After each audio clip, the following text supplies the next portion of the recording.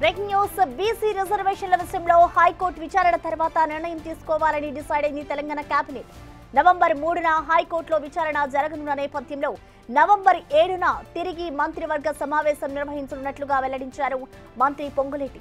స్థానిక సంస్థల ఎన్నికల్లో 2 పిల్లల నిబంధన తొలగింపును సంబంధించిన ఆర్డినెన్స్ కు కేబినెట్ ఆమోద ముద్ర వేసింది. ఎస్ఎల్బీసీ టనెల్ నిర్మాణంతో సహా పలు అంశాలపై చర్చించింది తెలంగాణ కేబినెట్.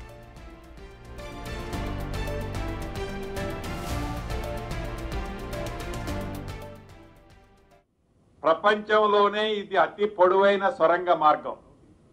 దీన్ని ఎట్టి పరిస్థితుల్లో సుమారు 75-80% ఖర్చు పెట్టిన ఈ ప్రాజెక్టుని పూర్తి చేసినట్లయితే, ఈ టన్నల్ కంప్లీట్ అయితే 30 టీఎంసీల నీరు ఒక్క రూపాయి ఖర్చు లేకుండా ఫ్లోరైడ్ ప్రాంతమైన నల్లగొండ ప్రాంతాన్ని ఫ్లోరైడ్ రహిత ప్రాంతంగా చేయటంతో పాటు మిగిలిన విద్యుత్ బిల్లులు కానీ ఇతరత్ర ఏ మెయింటెనెన్స్ రాకుండా ఉండే విధంగా ఉండే ఈ టన్నల్ని పూర్తి చేసే దిశలో ఈనాడు ఆ టీబీఎంలతో చేసే కార్యక్రమానికి ఫుల్ స్టాప్ పెట్టి లేటెస్ట్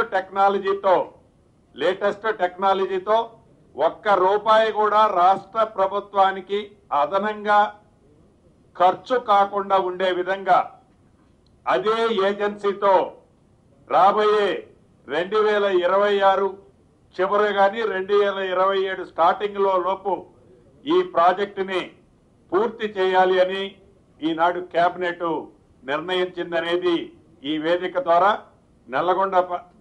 ఉమ్మడి నల్లగొండ జిల్లా ప్రజలకి తెలియజేయడం జరుగుతుంది.